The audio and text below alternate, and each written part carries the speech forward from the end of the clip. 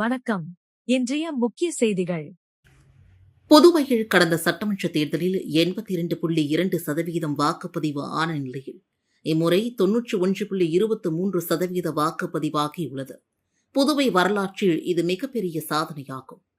Union பிரதேசமான புதுச்சேரியில் நேற்று வாக்குப்பதிவு நடைபெற்றது. 30 தொகுதிகளுக்கும் ஒரே கட்டமாக தேர்தல் நடந்து முடிந்தது. NDA, இந்திய கூட்டணி, தவேக, நாம் தமிழர் என 4 முனை போட்டி நிலவியது. புதுவையில் கடந்த சட்டமன்ற தேர்தலில் 82.2% வாக்குப்பதிவு ஆன நிலையில் இம்முறை 91.23% வாக்குப்பதிவாகியுள்ளது. புதுவை வரலாற்றில் இது மிகப்பெரிய சாதனையாகும். காலை 7 மணி முதலே வாக்குச்சாவடிகளில் நீண்ட வரிசையில் காத்திருந்த பொதுமக்கள் ஆர்வமோடு ஜனநாயக கடமையை நிறைவேற்றினர். எந்த தேர்தலிலும் இல்லாத அளவு வாக்குப்பதிவு நடைபெற்றிருப்பதால் அது ஆளுங்கட்சி எதிர்க்கட்சி யாருக்கு சாதகம் யாருக்கு பாதகம், விஜயின் தவேக என்ன மாற்றத்தை ஏற்படுத்தப் போகிறது என்ற எதிர்பார்ப்பு மேலோங்கியுள்ளது. திருக்குனூரில் வாக்குப்பதிவின் போது பாஜக காங்கிரஸ் இடையே ஏற்பட்ட வாக்குவாதம் மோதலாகி மாறியதை அடுத்து போலீசார் தடியடி நடத்தி இரு தரப்பினரையும் கலைத்தனர். மண்ணாடிப்பட்டு தொகுதியில் பாஜக வேட்பாளராக அமைச்சர் நமச்சிவாயம் போட்டியிடுகிறார். இங்கு காங்கிரஸ் வேட்பாளராக சட்டப்பேரவை முன்னாள் துணைத் தலைவர் TPR செல்வம் களத்தில் உள்ளார். இருவருக்கும் இடையே கடும் போட்டி நிலவுகிறது. இந்நிலையில் திருக்குனூர் அரசு மேல்நிலைப்பள்ளி வாக்குச்சாவடிகள் பாஜகவினர் அதிக அளவு திரண்டு இருந்ததாக கூறப்படுகிறது. அங்கு வந்த காங்கிரஸ் கட்சியினர் இங்கு ஏன் இவ்வளவு பேர் திரண்டு இருக்கிறீர்கள் என்று வாக்காளர் மட்டும்தான் இங்கு வர வேண்டும் என்றும் கூறியதாகவும் தெரிகிறது. இதனால் இரு தரப்பினருக்கும் இடையே வாக்குவாதம் ஏற்பட்டு தாக்குதலில் ஈடுபட தொடங்கினர். இதனையடுத்து அங்கு பாதுகாப்பு பணியில் இருந்த காவல்துறையினர் தலையிட்டு இரு தரப்பினரையும் தடியடி நடத்தி கலைத்தனர். இதனால் அப்பகுதியில் சிறிது நேரம் பதற்றம் ஏற்பட்டது. அங்கு போலீசார் குவிக்கப்பட்டனர். வாக்குப்பதிவு முடிந்த பிறகு அனைத்து வாக்குச்சாவடிகளிலும் முகவர்கள் முன்னிலையில் வாக்குப்பதிவு எந்திரங்கள் சீல் வைக்கப்பட்டு பலத்த போலீஸ் பாதுகாப்புடன் லாஸ்பேட்டில் உள்ள 3 வாக்கு எண்ணும் மையங்களுக்கு கொண்டு செல்லப்பட்டது. புதுவை, காரைக்கால், மாகி, ஏனாமில் மொத்தமுள்ள 30 சட்டசபை தொகுதிகளுக்கு 1099 வாக்குச்சாவடிகள் அமைக்கப்பட்டிருந்தது. காலை 7 மணிக்கு வாக்குப்பதிவு தொடங்கியது. நகர மற்றும் கிராமப்புறங்களில் திருவிழா போல வாக்காளர்கள் திரண்டு வந்து வாக்கை செலுத்தினர். மாநிலம் முழுவதும் வாக்குச்சாவடிகளில் 89.87% வாக்குகள் பதிவானது. தபால் ஓட்டுகள் 1.36% சேர்த்தால் 91.23% புதுவையில் வாக்குப்பதிவு உயர்ந்தது. இந்த வாக்குப்பதிவு புதுவை தேர்தல் வரலாற்றில் புதிய சாதனையாக கருதப்படுகிறது.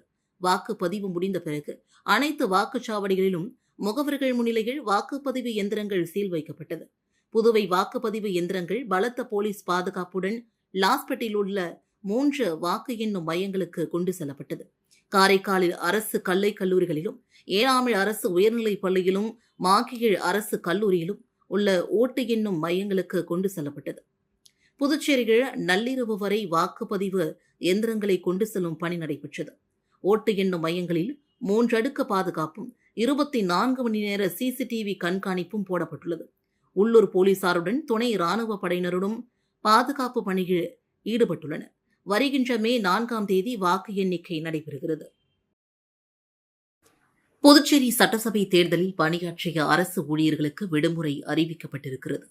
இதுகுறித்து பணியாளர் மற்றும் நிர்வாக சீர்திருத்தத்துறை அரசு துணை செயலர் முருகேசன் வெளியிட்டுள்ள செய்திக்குறிப்பில், புதுச்சேரி சட்டசபை தேர்தல் 9ஆம் தேதி தேர்தல் பணியிலும் வரும் மே 4ஆம் தேதி ஓட்டு எண்ணிக்கை பணியிலும் ஈடுபடும் அரசு ஊழியர்கள் தேர்தல் நாளுக்கு அடுத்த நாளான 10ஆம் தேதியும் ஓட்டு எண்ணிக்கை நாளுக்கு அடுத்த நாளான 5ஆம் தேதியும் விடுமுறை எடுத்துக்கொள்ள அனுமதிக்கப்படுவார்கள் என்றும் தெரிவித்துக் கொள்ளப்படுகிறது.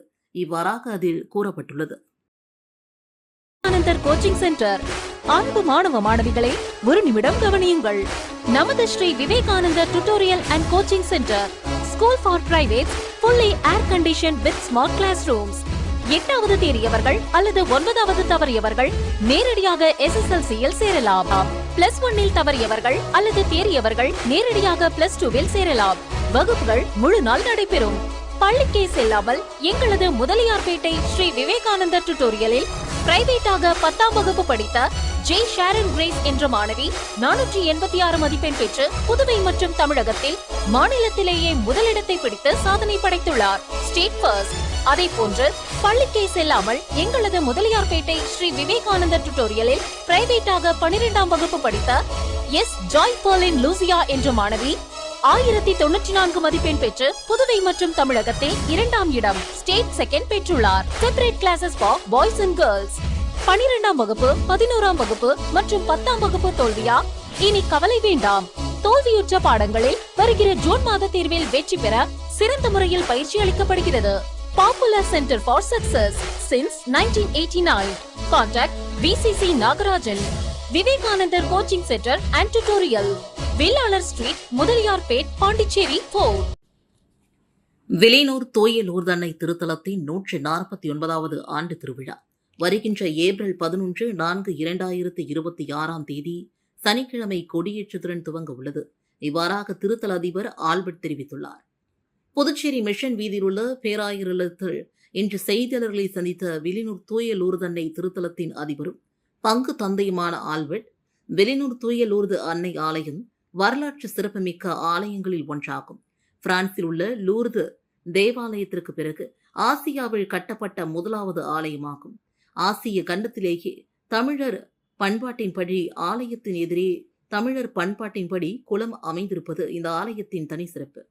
வில்லியனூர் தூய லூர்து அன்னை ஆலயத்தின் ஆண்டு திருவிழா ஒவ்வொரு ஆண்டும் ஈஸ்டருக்கு பின்னர் 6வது நாளில் துவங்குவது வழக்கம்.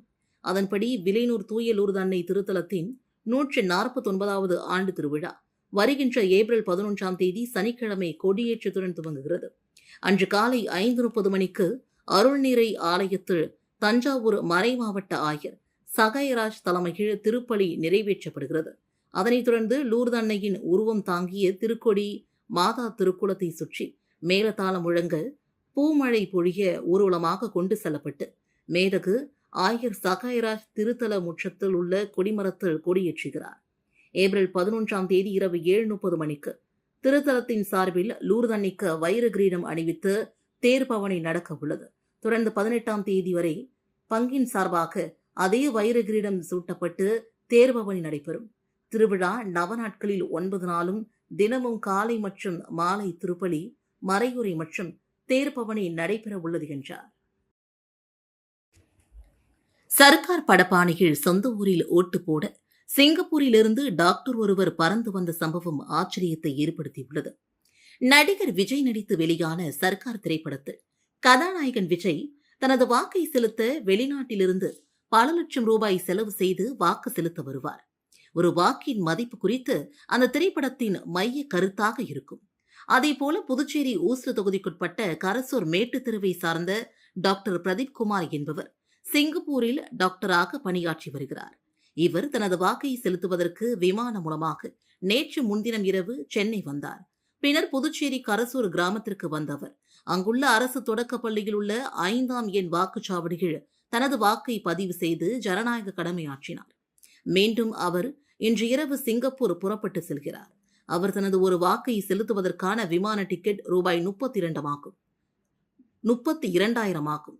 இந்த தேர்தலில் டாக்டர் பிரதீப் குமார் போன்ற நபர்கள் தனது வாக்கின் மதிப்பை உணர்ந்து வெளிநாடுகளிலிருந்து வந்து வாக்கு செலுத்தியதன் விளைவாக ஒசூர் தொகுதியில் 94.39% வாக்குப்பதிவு நடந்துள்ளது என்பதும் குறிப்பிடத்தக்கது. வாக்குப்பதிவை வீடியோ எடுத்து வெளியிட்ட தாவேகாவினர் மீது நடவடிக்கை எடுக்க தேர்தல் ஆணையம் நடவடிக்கை எடுத்து வருகிறது. புதுச்சேரி சட்டசபை தேர்தலில் வாக்குச்சாவடி மையத்திற்குள் மொபைல் போன் எடுத்து செல்ல தடை விதிக்கப்பட்டிருக்கிறது. இருப்பினும் மண்ணாடிப்பட்டு தொகுதிகள் வாக்குச்சாவடிக்குள் அத்துமீறி நுழைந்து மர்ம நபர் மின்னணு வாக்குப்பதிவு இயந்திரத்தில் தாமரை சின்னத்திற்கு வாக்களிப்பதையும் பின்னர் வேட்பாட் இயந்திரத்தில் சின்னம் தெரிவிப்பதையும் வீடியோ எடுத்து வாட்ஸ்அப் குழுவில் பகிர்ந்துள்ளார். இதுகுறித்து தேர்தல் அதிகாரிகள் விசாரணை நடத்தி வருகின்றனர். அதேபோல தாவேகாவினர் அனுமதி மீறி வாக்குச்சாவடி மையத்திற்குள் மொபைல் போனை எடுத்து சென்று விசில் சின்னத்தில் வாக்களித்துவிட்டு அவற்றை சமூக வலைதளங்களில் பகிர்ந்து வருகின்றனர். இதுகுறித்தும் தேர்தல் ஆணையம் விசாரணை நடத்தி வருகிறது. இத்துடன் செய்திகள் நிறைவடைந்தன. வணக்கம்.